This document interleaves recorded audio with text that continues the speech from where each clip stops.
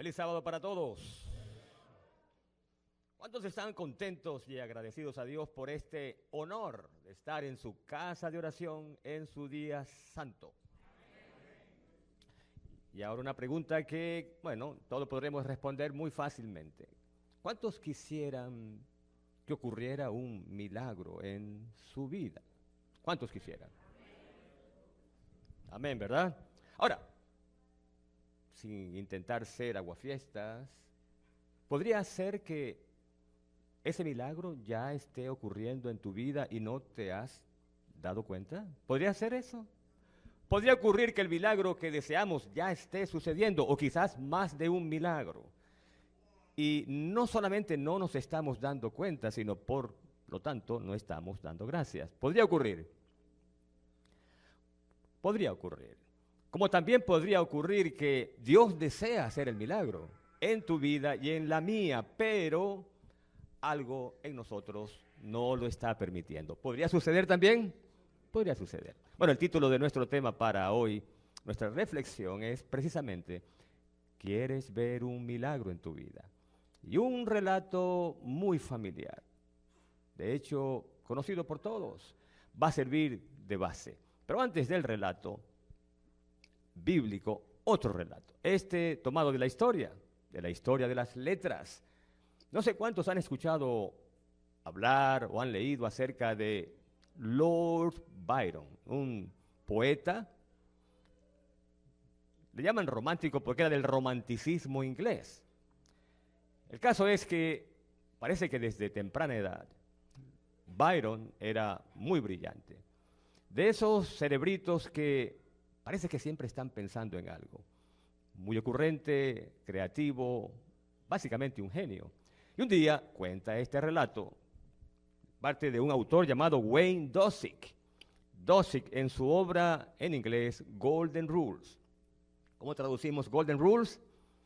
Reglas de oro o doradas, sí, reglas de oro. Y dice Dosick que un día, este jovencito era un adolescente de nombre Byron, estaba presentando un examen. Yo no sé si tú recuerdas de tus días de estudiante, cuando el profesor decía, el examen va a tener una sola pregunta. Ay, ay, ay.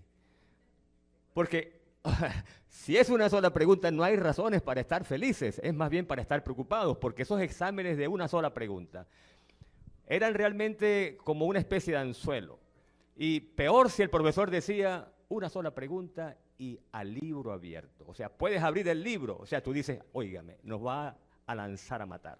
Porque aún podemos abrir el libro y sin embargo vamos a estar allí luchando con una pregunta durante toda una hora. El caso es que el examen duraba justamente una hora. Y la pregunta, muy interesante, un poquito larga, la voy a leer. ¿Cuál es el significado espiritual del milagro del Señor al convertir el agua en vino en las bodas de Caná? Significado espiritual, ¿de qué milagro? Del milagro del Señor al convertir el agua en vino. Y una hora para responder. Bueno, dice el relato que cuenta Dosick, que los participantes comenzaron a escribir y se veía como unos, bueno, escribían una página y la volteaban y seguían escribiendo y otra y otra y otra. Durante una hora no pararon de escribir. Mientras tanto, nuestro amigo protagonista de la historia, ¿cómo lo llamamos? Lord Byron. Bueno, era Byron entonces, después llegó a ser Lord, señor. El caso es que él estaba allí sentado como ausente. No escribía ni una sola palabra. Y los minutos transcurrían. Y el muchacho pensando, pensando y pensando, pero muy tranquilo, en control de la situación. Los demás, mientras tanto, escribían. Lo miraban, veían que Byron no estaba escribiendo, pero ellos seguían. Cuando faltaban pocos minutos, dice el relato, agarró la pluma. Y entonces escribió pocas palabras. Las tengo aquí. Estamos hablando del milagro de las bodas de Caná. ¿Y cuál es, la pregunta decía, el significado espiritual de ese milagro de convertir el agua en vino? Y escribió Byron. Cuando el agua se encontró con su creador, se sonrojó. ¡Qué barbaridad! ¡Qué cosa! ¡Ay, ay, ay! ¡Oh! Óigame, ¿qué cosa tan grande? No. Solo algunas mentes pueden hacer eso. Pueden decir tanto en tan pocas palabras. Cuando el agua se encontró con su creador, no pudo evitar la emoción y se le notó, se sonrojó. Wow, bueno, nadie recuerda hoy las muchas páginas que los demás escribieron. Nadie sabe, ni se interesa en saber qué escribieron los demás, porque lo que escribió Byron lo dejó en la historia. Como una de esas respuestas tan ingeniosas que muy pocas veces se producen. El caso es que no solamente fue ingeniosa en el sentido de decir mucho en pocas palabras, sino que testificó en el sentido espiritual, porque respondió la pregunta, significado espiritual, de que todo cuanto ha sido creado testifica de la grandeza de su creador. Y ese día, en una pequeña aldea, que la conocemos hoy porque, bueno, allí ocurrió el milagro. De otra manera, ¿quién sabría hoy de Caná? Caná de Galilea. En esa pequeña aldea, en presencia de una boda de dos jóvenes humildes, se produjo el inicio del ministerio terrenal de nuestro Señor. Qué cosa tan interesante. Una boda en una aldea muy pequeña, dos contrayentes de humilde origen, y el Señor escoge ese contexto, ese escenario, para iniciar su ministerio. Y no solamente iniciar su ministerio, sino además, díganme ustedes, además de iniciar su ministerio, el Señor allí realizó su primer milagro. Pero qué interesante. Pone mi garganta, pero no soy el único que hoy estaba, ¿verdad? Yo noto que algunos de ustedes están igual de, bueno, afectados por quién sabe qué. Sí, porque ya después del COVID ya no tenemos miedo a nada, ¿verdad? El caso es que ese día ocurrió otro encuentro. No solamente el agua se encontró con su creador, sino que la institución matrimonial se encontró con aquel que la estableció. ¿Quién fue el creador de la familia? ¿Quién fue el creador del hogar? ¿Quién ofició la primera boda? Fue el mismo Jesús. Así que ese día en Caná, la institución matrimonial se encontró con aquel que ofició la primera boda y creó el primer hogar. Y ahora, algo más interesante aún. ¿Cuál creemos que fue la última obra que el Señor realizó ese día sexto de la creación? Ya terminando su obra creadora. En el sexto día, ¿cómo terminó ese sexto día? Bueno, ese día creó al hombre y la mujer, o por lo menos los dos ya habían sido creados, y él ofició la primera boda. El sexto día de la creación. Parece que él, antes de descansar con la corona, el sello de la creación, el día sábado, lo último que hizo fue oficiar una boda. ¿Y qué fue lo primero que hizo al inaugurar su ministerio terrenal? Asistir a una boda. Así que, parece que comenzó justamente donde terminó. ¿Sí o no? Qué cosa tan hermosa. Terminó oficiando una boda y comenzó bendiciendo con su presencia una boda. ¿Será que para el Señor el hogar es importante? ¿Sí o no? Qué cosa más grande. Claro que es importante y por eso es que hoy vamos a hablar de ese milagro y de su significado espiritual. Aquí tengo un poquito de agua, gracias, sí, y está natural, que es como debería estar porque si no es peor. ¿Cuál fue el milagro? ¿Y cuál es el significado espiritual? ¿Y cómo podemos saber si ya está ocurriendo un milagro en mi vida, en nuestra vida? Y si no está ocurriendo, ¿será que nosotros estamos de alguna manera impidiéndolo? Así que vamos a la palabra de Dios. Y vamos allí al Evangelio según San Juan, capítulo número 2. Juan capítulo 2. Vamos a repasar algunos detalles de ese milagro tan especial que hasta hoy sirve de base para saber cómo tener un hogar que cuente con la bendición de Dios. Capítulo 2 de Juan. Al tercer día hubo una boda en Caná de Galilea y estaba allí la madre de Jesús. Jesús y sus discípulos, versículo 2, fueron invitados también a la boda. Y ahora viene la parte que pone en marcha, dispara, enciende la chispa de lo que vendrá después. ¿Y cómo faltó el vino? Bueno, esto se puede leer hoy día y no causa ninguna preocupación, porque si falta se puede comprar.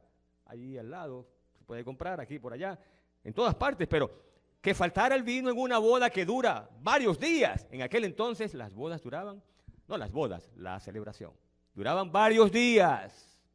Bueno, una aldea pequeña.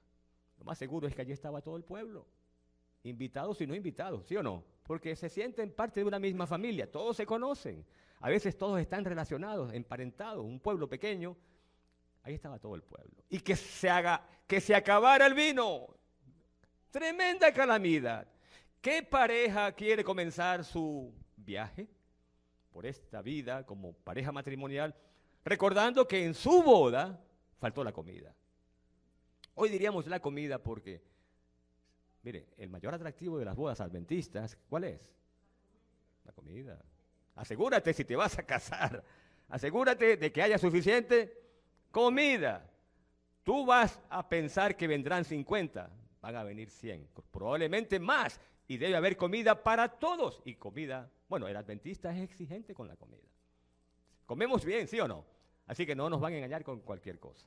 Así que faltara la comida, aquí que faltara el vino, que faltara la bebida, una calamidad. Así que la madre de Jesús le dice ¿a quién? ¿A quién acude la madre de Jesús? Ok, aquí está ya, miren, de entrada, nuestra primera lección. Cuando en tu hogar se presenta alguna crisis de cualquier magnitud, ¿qué es lo primero que debes hacer? ¿Qué es lo primero que debemos hacer cuando en nuestro hogar se presenta una crisis? Y hay para escoger. Mire, primera lección. A veces decimos, voy a hablar con mi mejor amigo, mi mejor amiga, o con el pastor, o voy a hablar con un terapeuta o un psicólogo. No, primero es ir a Jesús. Ve al Señor, ve al Señor. Él ha dicho, vengan a mí todos los que están trabajados y cargados. Llevar una carga. Vengan. Él nos está invitando a ir a Él. Y nos propone una oferta que no podemos dejar pasar. Denme sus cargas y yo les daré mi yugo, que es fácil. A cambio nos da su paz. Así que puede ser que Él te dirija al pastor, o de alguna forma ponga en tu corazón que debes hablar con alguien en particular, o esa persona de repente aparece y tú dices, siento que debo hablar con esta persona. Puede ser. Ocurre que el Señor te dirige a la persona, o te dice que, te indica qué debes hacer. Pero primero Cristo. ¿Está bien? Primera lección. Vamos al Señor, porque Él es el Señor. Y si hablamos de un psicólogo, un médico, Él tiene la solución. Él sabe lo que más te conviene. Así que, ¿por qué no ir primero a Él? Primera lección, sencillita, pero recordemos. Pero esto sigue. Entonces, Jesús responde, madre, mujer, ¿qué tengo que ver con esto? Aún no ha llegado mi hora. Ahora, número 5. Su madre, después de hablar con Jesús, dice, escuchemos a María, hagan todo lo que Él les diga. Oh, esa es una segunda lección. Hagan todo lo que Él les diga. O sea, tú vas en primer término a Jesús, porque es lo primero que tienes que hacer. Cuando hay una crisis en tu hogar, o crisis de cualquier naturaleza, vas a Jesús. Pero después dice aquí, haz todo lo que Él te diga. ¿Será que es importante eso? Claro que es importante.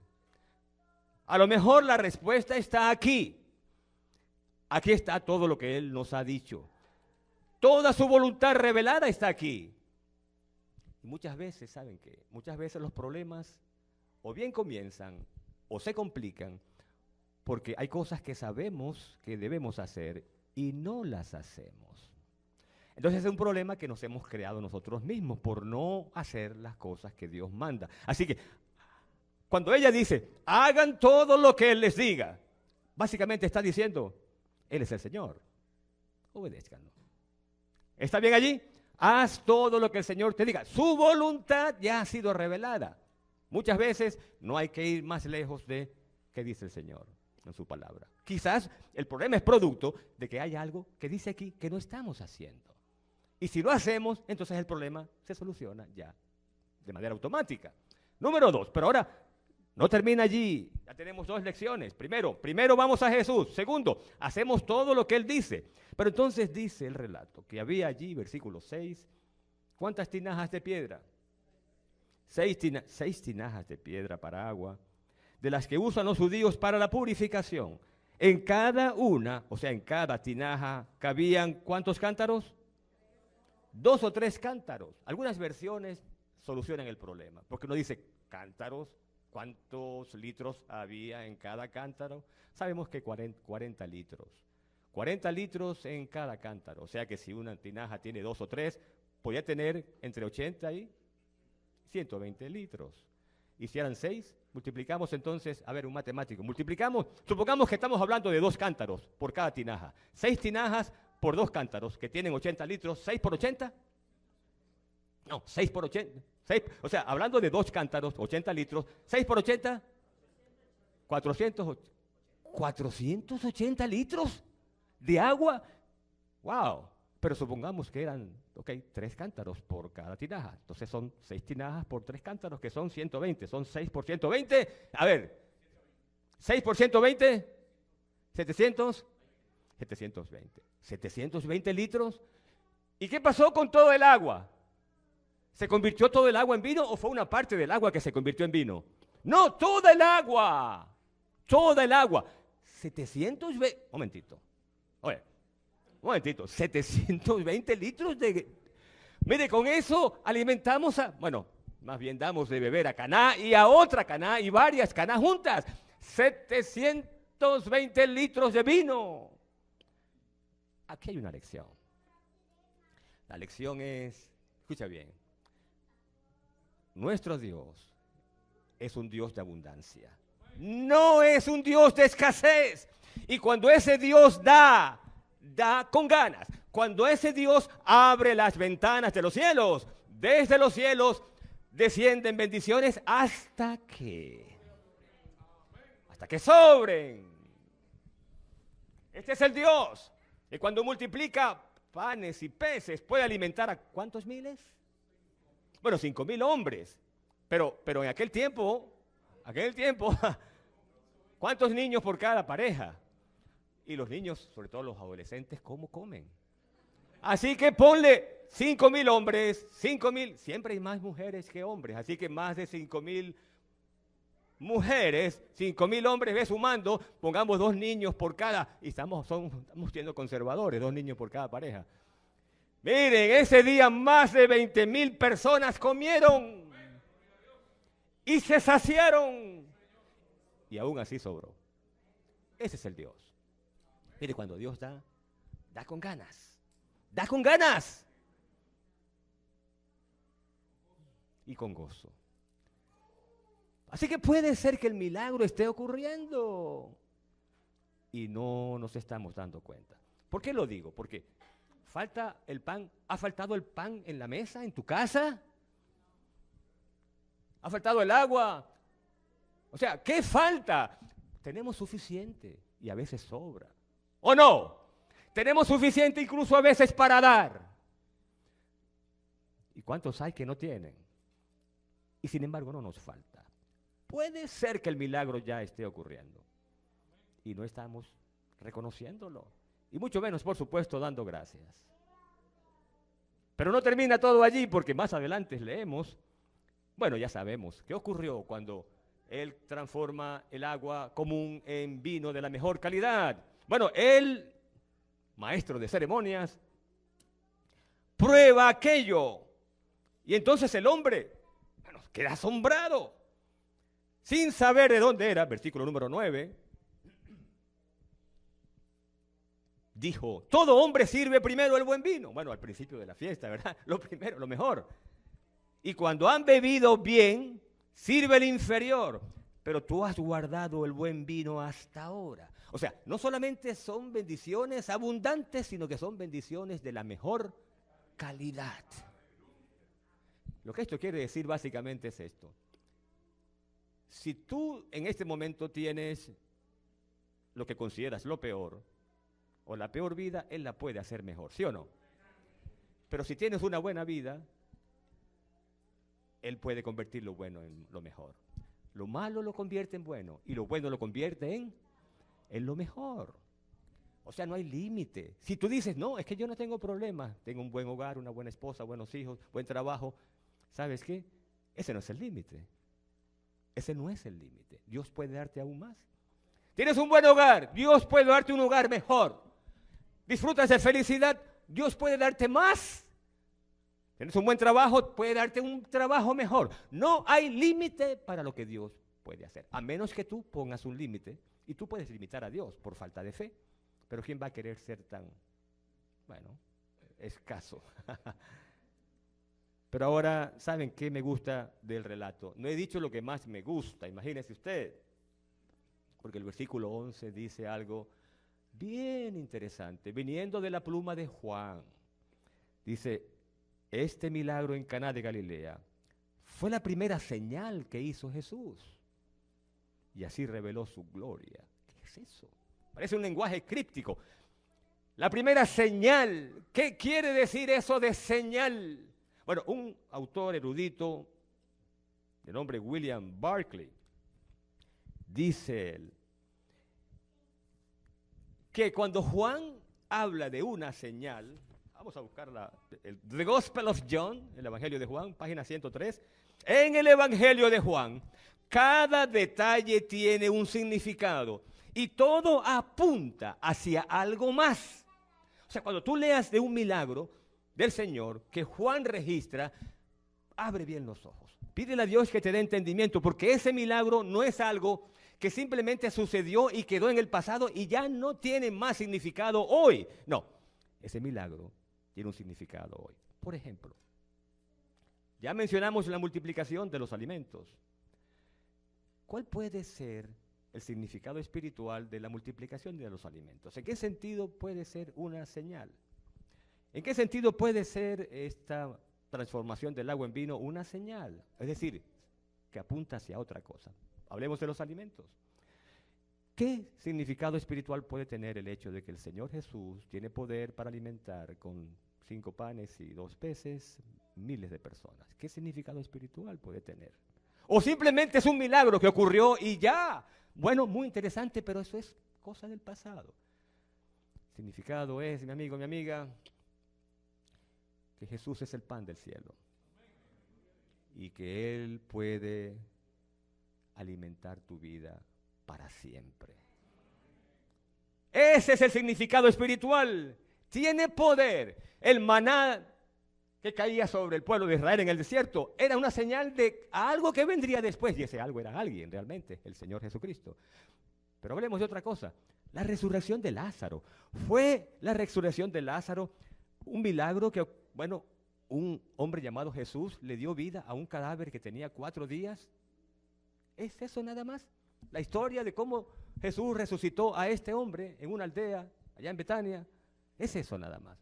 ¿O es también el sentido de que Dios tiene poder para resucitar a aquel que antes de morir ha confesado a Cristo como su Salvador personal? Ese es el significado espiritual. Que este Jesús tiene poder sobre la muerte y aquel que resucitó a Lázaro puede hoy resucitar. De hecho, va a ocurrir a miles de creyentes que a través de las edades creyeron en Dios por la fe y con los ojos de la fe vieron la patria mejor. Ese es el significado espiritual. Entonces, ¿a dónde nos trae esto? Bueno, la pregunta original fue, ¿quieres ver un milagro en tu vida? Todos queremos. ¿Qué fue lo que posibilitó el milagro de las bodas de Caná? Es una pregunta que parece obvia, pero ¿por qué ocurrió ese milagro? La pregunta es, ¿quieres ver un milagro en tu vida? Bueno, ¿cómo fue que aquello ocurrió para saber cómo puede ocurrir en mi vida? He aquí la respuesta, aunque parece obvia. Ocurrió porque a alguien se le ocurrió invitar a Jesús. Él lo dijo allí. Usted lo dijo allí. A alguien se le ocurrió la gran idea. ¿Por qué no invitamos a Jesús? Sí, pero es que Él va a venir con 12. Oye, entonces mejor no. Si viene con 12, no, ya. Pero alguien dijo, no importa, con tal que Él esté. De ese hecho, lo leímos al principio del relato y yo lo ignoré intencionalmente, porque allí dice en el capítulo 2, el versículo 2, y Jesús y sus discípulos fueron invitados. Los discípulos también fueron invitados. Jesús fue invitado. Estuvo allí por invitación. ¿Saben por qué? Porque Él no va a llegar a una boda. Oiga, esto es tremendo. Él no va a entrar a un hogar. No va a entrar a tu hogar a menos que tú lo invites. Él es aquel que en el Apocalipsis, Revelación, aparece diciendo, he aquí yo estoy ¿dónde?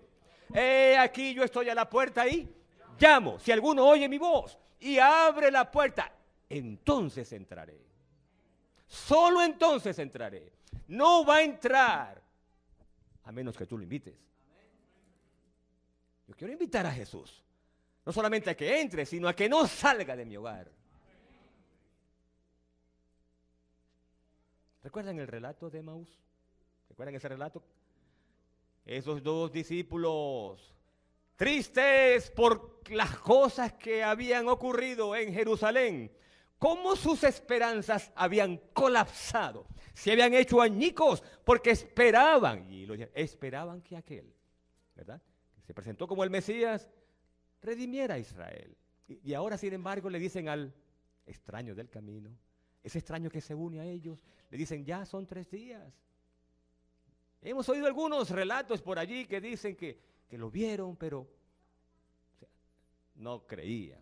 Simplemente no creían. Pero ahí andaban caminando al lado del extraño de Emaús.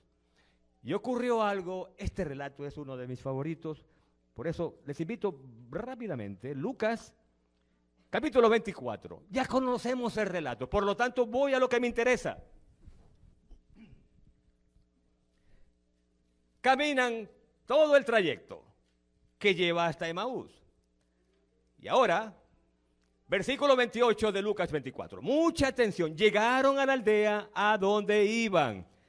Y ahora, esta es la parte que me gusta. ¿Y él? ¿Quién es él? ¿Quién es él? Jesús. Y él hizo como que iba más lejos. ¿Qué significa eso? A ver. Él hizo, ya llegan a la aldea y Jesús hizo como que iba más lejos. Es decir, ya llegan a la casa, quizás de Cleofas, no sé, llegan a la casa y entonces él quiere entrar, ¿sí o no? Él quiere entrar, él quiere que lo inviten, pero no se va a autoinvitar, no. Entonces él llega a la casa, ellos entran y él, quizás caminando despacito, esperando que lo llamen, ¿verdad? Esperando que lo inviten. Y a uno, quizás, los dos se les ocurrió invitarlo. Y esa fue la mayor de las ideas que pudieron tener. ¡Wow! Porque dice acá, lo apremiaron. Quédate con nosotros. Allí está. Olvida todo lo que hemos dicho hasta ahora.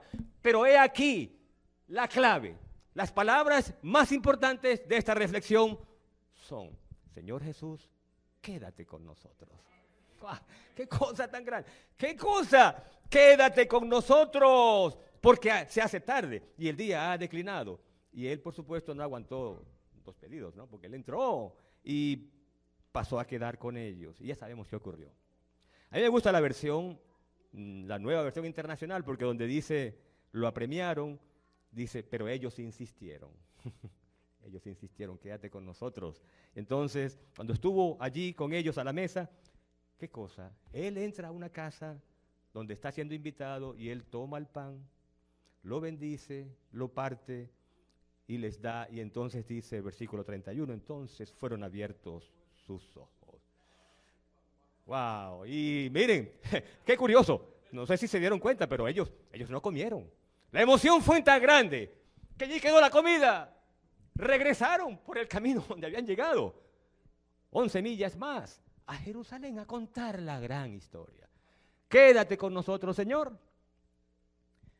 En esta hora, mi amigo, mi amiga, yo quiero decirle al Señor que se quede en mi hogar y quiero preguntarte si también ese es tu deseo. Porque la promesa es, mire, la promesa es que si Él es el centro de nuestra vida, entonces Vamos a leer Colosenses, para no decirlo en mis palabras.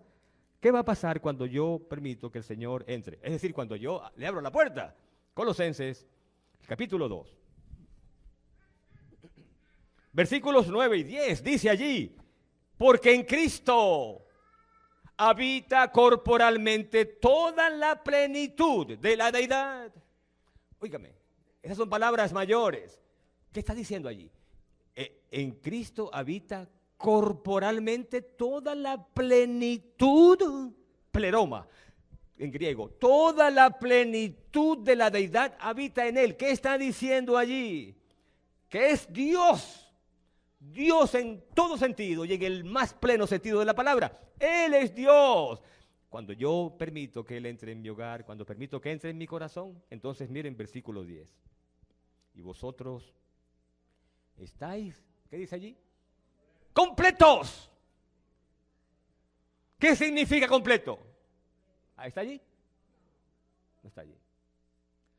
Y vosotros estáis completos en Él. En otras palabras, si Cristo entra en tu vida, si Cristo entra en tu hogar, mi amigo, mi amiga, óyeme esto, es el mayor milagro. No te va a faltar nada.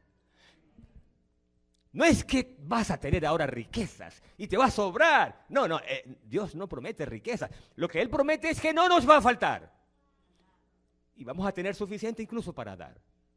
Él no promete riquezas, pero nada nos va a faltar. Bueno, es que si Cristo está con nosotros, entonces, ¿quién contra nosotros?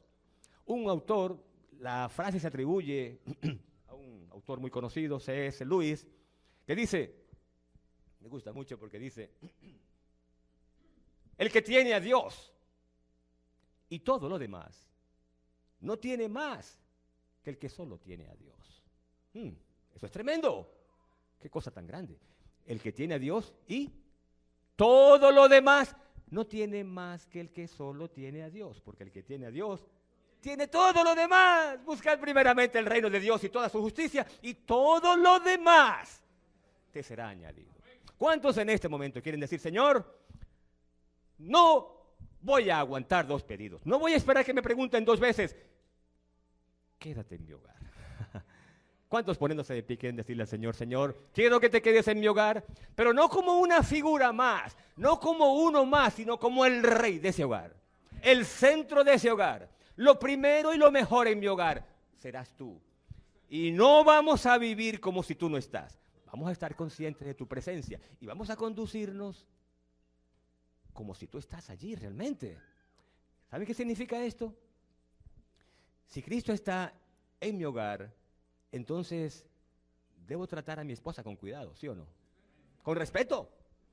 Cristo está allí. ¿Cómo se me va a ocurrir a mí gritarle, pegarle, maltratar? No, pero también mi esposa me va a tratar como un rey porque allí está Cristo. Y los hermanos y los hijos, ¿verdad? Todos vamos a actuar. Cuidado con esa palabra. O esto aquí no se come, o esto no se hace. Aquí nos tratamos bien porque aquí mora Cristo. Y lo vamos a honrar con nuestra vida, con nuestro ejemplo, con nuestro trato, con nuestros cantos, con nuestras oraciones. Cristo mora aquí y de aquí no va a salir. Y mientras Él esté aquí, ¿qué va a hacer el enemigo? ¿Va a entrar? No, Señor, no se atreve. No, sale en huida, despavorido, porque allí mora el Señor. Oremos. Padre amado que estás en los cielos, alabado y glorificado sea tu nombre, ahora y por siempre.